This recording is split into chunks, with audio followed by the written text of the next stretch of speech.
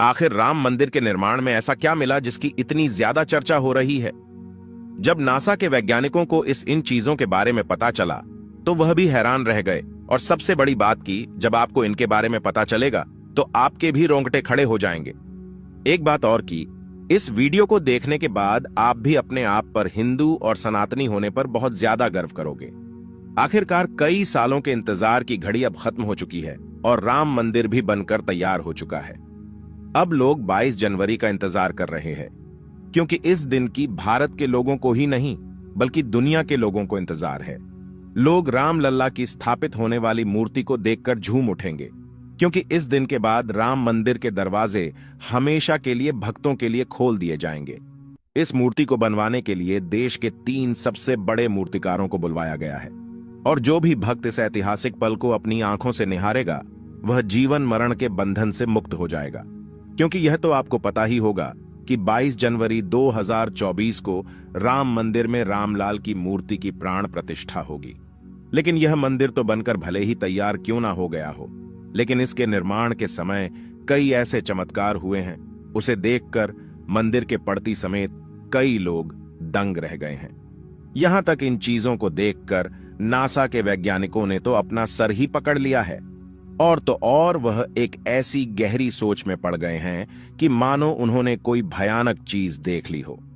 आज की इस वीडियो में हम राम मंदिर के बनते वक्त हुए उन चमत्कारों और रहस्यमयी चीजें के बारे में आपको बताएंगे, जिसे सुनकर शायद आप भी यकीन ना कर पाओ। आपको बता दें कि जब यहां मंदिर निर्माण का काम चल रहा था तब एक 1200 खांभों की ड्राइंग तैयार करवाई गई और अमेरिका से एक विशिष्ट वैज्ञानिकों की टीम को बुलवाया गया ताकि वे इसका निरीक्षण करके होने वाली हर एक कमियों को दूर कर दे और राम मंदिर की शान में 4 चांद लगा दे।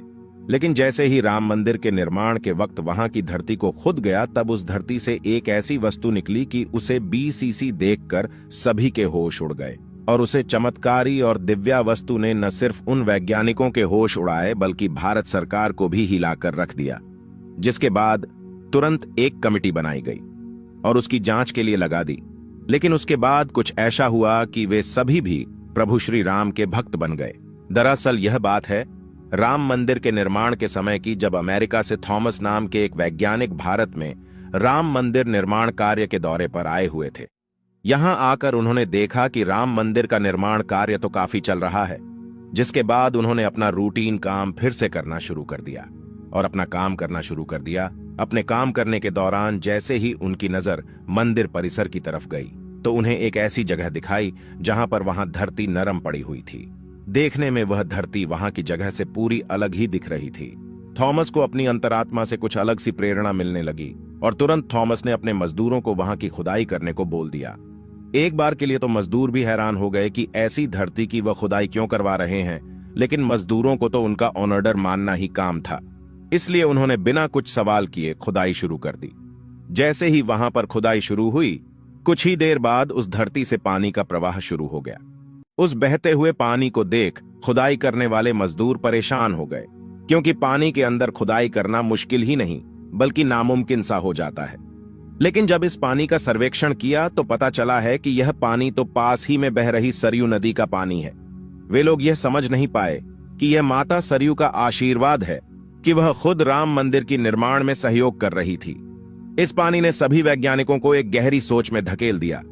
वे यह सोचने लग गए कि अगर ऐसे ही पानी निकलता रहा तो जहां एक भव्य मंदिर का निर्माण कैसे हो पाएगा, क्योंकि एक पानी वाली सतह पर मजबूत मंदिर बनवाना कोई हंसी खेल की बात नहीं थी। उस समय सभी के दिमाग में एक ही बात थी कि सरयू नदी का मंदिर की भूमि के नीचे मिलना कोई चमत्कार है या फिर कोई कुदरत का करिश्मा, यह कोई भी नहीं जानता था। आखिरकार जब कोई भी समाधान नहीं मिला तब सभी मिलकर श्री राम से प्रार्थना करने लगे, क्योंकि जाहिर सी बात थी जब तक वो माता सरयू के पानी की धारा बंद नहीं होगी तब तक आगे का काम शुरू नहीं किया जा सकता था। लेकिन अगले ही दिन श्री राम ने उनकी पुकार सुन ली और माता सरयू का पानी स्वतः ही बंद हो गया और एक बार फिर राम मंदिर का निर्माण कार्य जोरों शोरों से शुरू हो गया। और यह काम इस कदर चला कि अब यहां अपने अंतिम छोर पर पहुंच चुका है, या यूं कहें कि यह पूरा तैयार ही हो गया है और 22 जनवरी को यहां श्री राम की प्राण प्रतिष्ठा भी की जाएगी।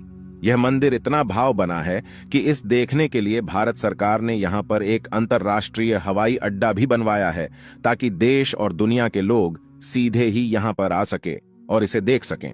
यह मंदिर तो आप कभी भी देख सकते हैं, लेकिन अब सवाल यह है कि जब पुराने समय में यहाँ पर राम मंदिर था, वह कैसा दिखता था, जिसे तोड़कर बाबर ने बाबरी मस्जिद बनाई थी। उसे राम मंदिर का निर्माण आखिर किसने किया था? क्योंकि यह रहस्य आज तक सीमित लोगों को ही पता है, ज्यादातर लोगों को इसके बारे में कुछ भी मालूम नहीं है।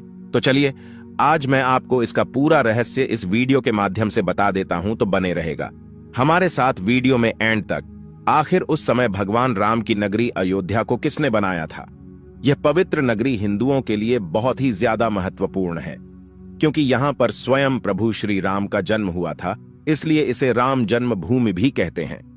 इतिहासकारों के अनुसार कौशल प्रदेश की प्राचीन राजधानी अवध को कालांतर में अयोध्या और बौद्ध काल में साकेत कहा जाने लगा। अयोध्या मूल रूप से मंदिरों का शहर था। हालांकि यहां खुदाई के वक्त आज भी हिंदू, बौद्ध एवं जैन धर्म से जुड़े मंदिरों के अवशेष देखे गए, जिसमें खंभों से लेकर हिंदू आकृतियां बनी हुई थीं। अयोध्या नगरी में होने का वर्णन भी वाल्मीकि रामायण में मिलता है। कहते हैं कि भगवान श्री राम के जल समाधि लेने के पश्चात अयोध्या कुछ काल के लिए उजाड़ सी हो गई थी, लेकिन उनकी जन्मभूमि पर बना महल वैसे का वैसा ही था। भगवान श्री राम के पुत्र कुश ने एक बार पुण्य राजधानी अयोध्या का पुनर्निर्माण कराया। इस निर्माण के बाद सूर्यवंश की अगली 44 पीढ़ियों तक इसका अस्तित्व आखिरी राजा महाराजा बृहदबल तक अपने चरम पर रहा। कौशल राज बृहदबल की मृत्यु महाभारत युद्ध में अभिमन्यु के हाथों हुई थी। महाभारत के युद्ध के बाद अयोध्या उजड़ सी हो गई, मगर श्री राम जन्मभूमि का अस्तित्व फिर भी बना रहा। इसके बाद यह उल्लेख मिलता है कि ईसा के लगभग 100 वर्ष पूर्व उज्जैन के चक्रवर्ती सम्राट विक्रमादित्य एक दिन आखेट करते करते अयोध्या पहुंच गए। थकान होने के कारण अयोध्या में सरयू नदी के किनारे एक आम के वृक्ष के नीचे वे अपनी सेना सहित आराम करने लगे। उस समय यहां घना जंगल हो चला था, कोई बसावट भी यहां नहीं थी। महाराज विक्रमादित्य को इस भूमि में कुछ चमत्कार दिखाई देने लगे। तब उन्होंने खोज आरंभ की और पास के योगी व संतों की कृपा से उन्हें झांत हुआ कि यह श्री राम की अवध भूमि है।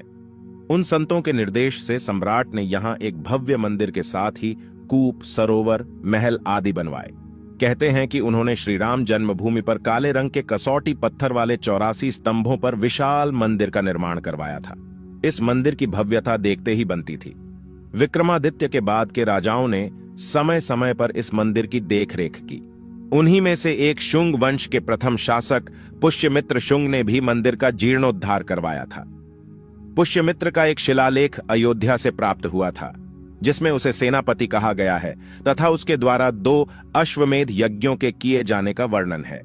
अनेक अभिलेखों से झांत होता है कि गुप्त वंशीय चंद्रगुप्त द्वितीय के समय और तत्पश्चात काफी समय तक अयोध्या गुप्त साम्राज्य की राजधानी थी।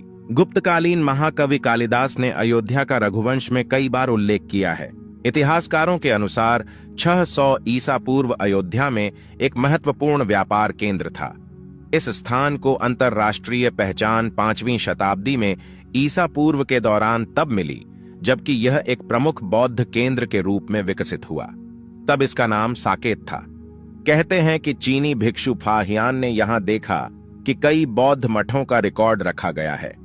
यहां पर 7वीं शताब्दी में चीनी यात्री हेनत्सांग आया था।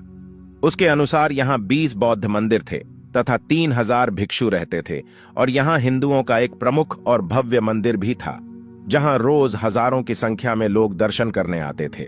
इसके बाद ईसा की 11वीं शताब्दी में कन्नौज नरेश जयचंद आया तो उसने मंदिर पर सम्राट विक्रमादित्य के प्रशस्ति शिलालेख को उखाड़कर अपना नाम लिखवा दिया।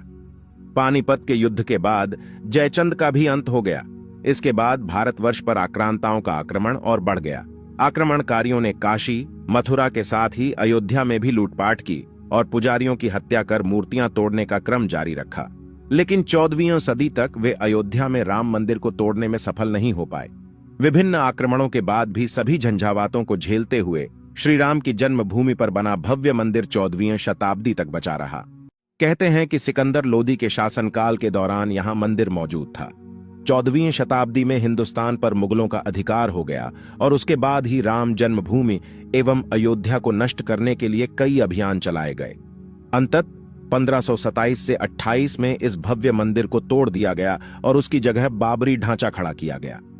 कहते हैं कि मुगल साम्राज्य के संस्थापक बाबर के एक सेनापति ने बिहार अभियान के समय अयोध्या में श्री राम के जन्म स्थान पर स्थित प्राचीन और भव्य मंदिर को तोड़कर एक मस्जिद बनवाई थी, जो 1992 तक विद्यमान रही। बाबरनामा के अनुसार 1528 में अयोध्या पडीडी ढाव के दौरान बाबर ने मस्जिद निर्माण का आदेश दिया था।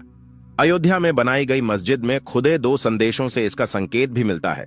इसमें एक खास तौर से उल्लेखनीय है। इसका सार है, जन्नत तक जिसके न्याय के चर्चे हैं, ऐसे महान शासक बाबर के आदेश पर दयालु मीर बकी ने फरिश्तों की इस जगह को मुकम्मल रूप दिया। हालांकि यह भी कहा जाता है कि अकबर और जहांगीर के शासनकाल में हिंदुओं को यह भूमि एक चबूतरे के रूप से सौंप दी गई थी, लेकिन क्रूर शासक औरंगजेब ने अपने पूर्वज बाबर के सपने को पूरा करते हुए यहां भव्य मस्जिद का निर्माण कर उसका नाम बाबरी मस्जिद रख दिया था।